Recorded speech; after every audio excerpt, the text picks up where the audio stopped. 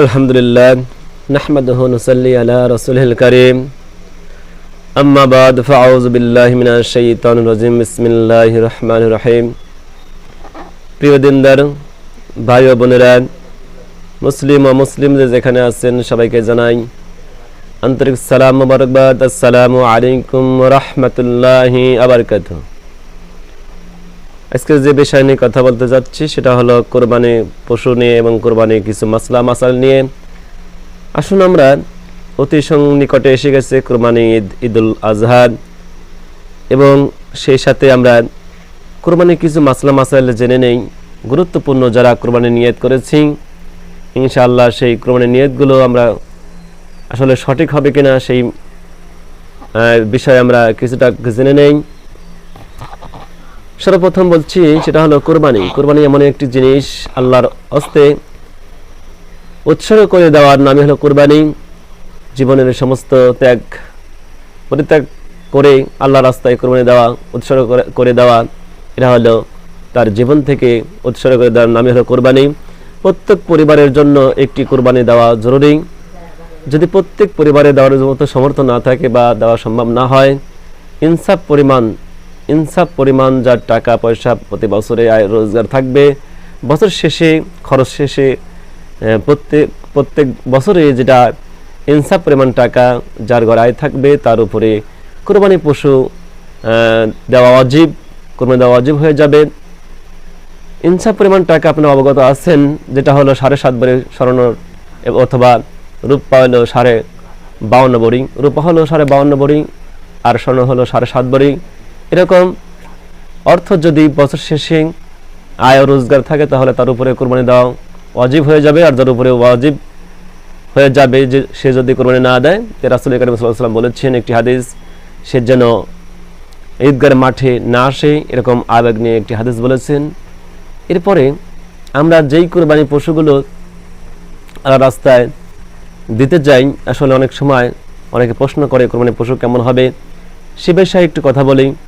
কোরবানি পশু যেন অন্ধ না হয়, ন্যাংরা না হয়, এমনকি এমন রোগ আছে বা রোগান্ত যা হাড্ডি গুড্ডি বের হয়ে গেছে, এমন যেন রোগান্ত পশু না হয়। মনে রাখতে হবে অন্ধ যেন না হয় এবং কোনো ন্যাংরা যাতে না হয় এবং এমন রোগান্ত যা হাড্ডি গুড্ডি বের হয়েছে এমন পশু যেন না হয়। আল্লাহ রাস্তায় এক কথায় অনেক কথা আছে, এখানে কেউ কান কাটা, নেস কাটা, অনেকেই অনেক কথা বলে। এক কথা নিখুঁত পশু, সেটা আল্লাহ রাস্তায় উৎসর্গ করে কোরবানি দিতে হবে।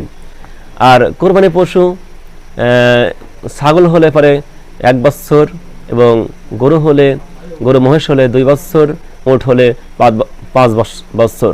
এই 5 বছর হলে উট যেহেতু আমাদের এলাকা নেই বা আমাদের দেশে এভাবে নেই, সৌদি আরবে আছে এবং অন্যান্য রাষ্ট্রে থাকতে পারে, তার জন্য উট হলো 5 বছরের এই কোরবানি দিতে হবে। আর গরু মহিষ 2 বছর, ছাগল হলে 1 বছর।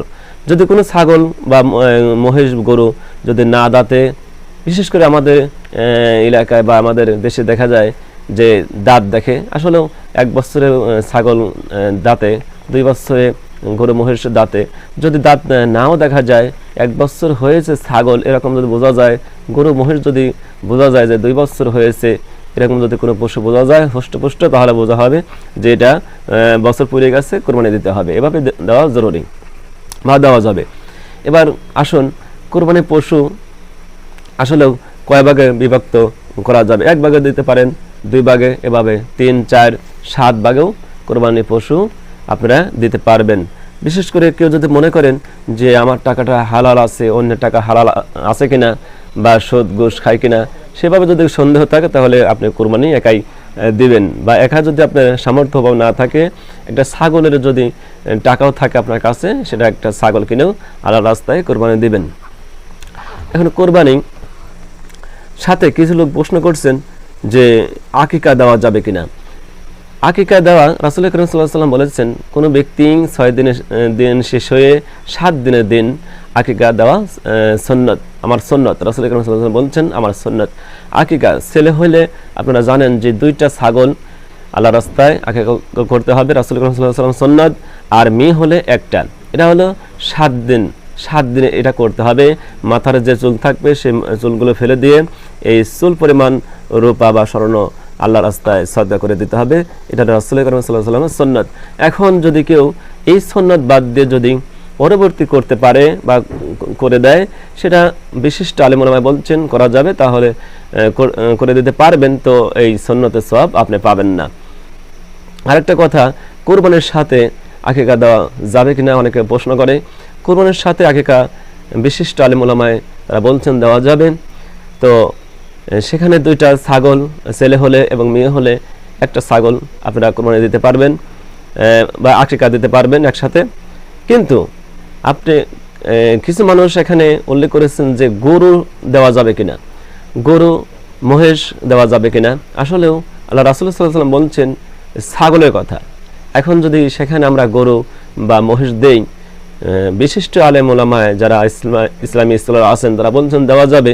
ছাগলের 2টা ছাগলের যে পরিমাণ টাকা হয় সেই অংশ গরু গোস্ত বা মহিষের গোস্ত দেওয়া যাবে, বা একটা ছাগলের মেয়ে হলে পরে একটা ছাগল, সেই হিসাবে যদি ওই পরিমাণ যদি গোস্ত দিয়ে আকিকা দেওয়া যায়, দেওয়া যাবে কিনা সেই হিসাবে বলছেন দেওয়া যাবে।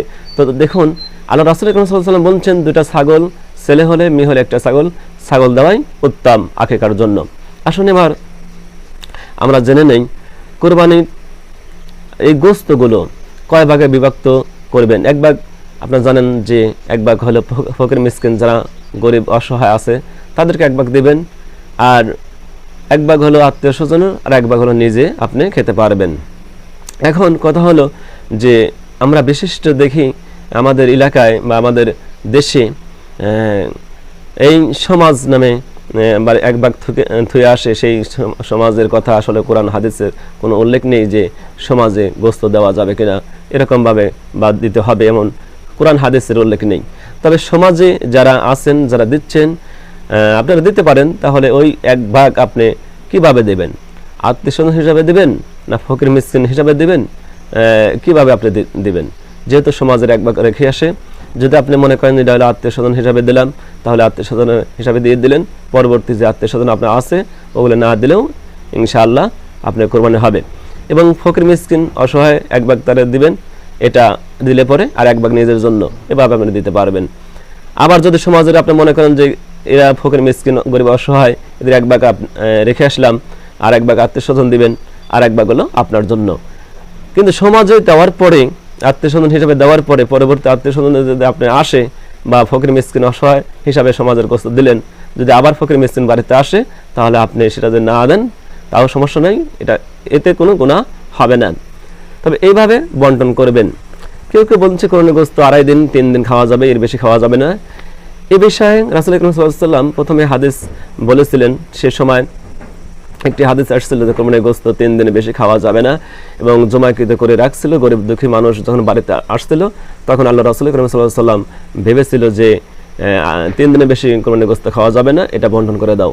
পরবর্তীতে যখন এই গরিব দুঃখী অসহায় পরবর্তী বছরে এরকম আসতে বা নিষেধ বা হয়ে গেল, মানে আর আসলো না, বা কোরবানির গোস্ত অনেক বেঁচে যায়, বা বাড়িতে আত্মীয় স্বজন দেওয়ার পরেও ফকির মিসকিন যারা অসহায় আছে তাদেরকে দেওয়ার পরেও থেকে যায়, রাসূল সাল্লাল্লাহু আলাইহি ওয়াসাল্লাম এর পরবর্তীতে সাহাবীরা এসে বলছেন যে ইয়া রাসূলুল্লাহ, বলল আমরা কোরবানির গোস্ত 3 দিনে বেশি খাওয়া যাবে কিনা? রাসূল সাল্লাল্লাহু আলাইহি ওয়াসাল্লাম বলছেন তোমরা এভাবে সদকা করে দাও, এবং তোমরা দীর্ঘদিনও এইসব গোস্ত খেতে পারবে, অনেক দিনও এই গোস্ত খাওয়া যাবে, এতে কোনো সন্দেহ নাই। কারণ কোরবানির গোস্ত আপনি যদি অনেকদিন পরে খান এতে কোনো গুনাহ হবে না, এবং এটা খাওয়া দুরস্ত আছে। এখন আসুন কোরবানি যেদিন আমরা করি সেদিনে হলো এই যে গোস্তগুলো যারা পরিশ্রম করে কোরবানির সাথে থাকে, এই বিষয়ে দেখা যায় যে পরিশ্রমের বিনিময় তারা কোরবানির গোস্ত দিয়ে দেয়। আসলে এটা দেওয়া জায়েজ আছে কিনা একটুখানি লক্ষ্য করে আমরা একটু ভালো করে লক্ষ্য করি। সেটা হলো আপনি কোরবানির গোস্ত যাদের সাথে করে, সমাজের লোকদের সাথে করে এই যে কাজগুলো করালেন, এর বিনিময়ে টাকা দিয়ে দেবেন। প্রথম শর্ত টাকা দিয়ে দেবেন। যদি টাকা পয়সা না নেয় বা যে ব্যক্তি পরিশ্রম করে মনে করে যে আমি আজকে পরিশ্রম করলাম, আজকে টাকা দিয়ে আমি কি করব, তা আসলেও এটা কিভাবে দেবেন? অনেকে দেখা যায় প্রথমে 3 ভাগে যদি 4 ভাগে কি 5 ভাগে 7 ভাগে তারা কোরবানি করেন, সমস্ত ভাগের থেকে প্রথমে আগে দিয়ে দেয়। এটা দেওয়া যাবে না, এটা দেবেন না। এটা দেবেন কোন সময়, কিভাবে দেবেন একটু আলোচনা করলে বোঝা যাবে।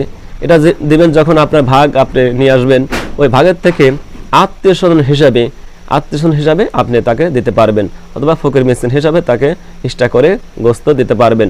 যারা যারা পরিশ্রম করবে প্রত্যেক ভাগের মানুষ যেন এভাবে গোস্ত দিয়ে দেয়, আত্মীয় স্বজন হিসাবে অথবা ফকির মিসকিন অসহায় গরিব হিসাবে তাদেরকে যেন গোস্ত এভাবে দেওয়া যাবে।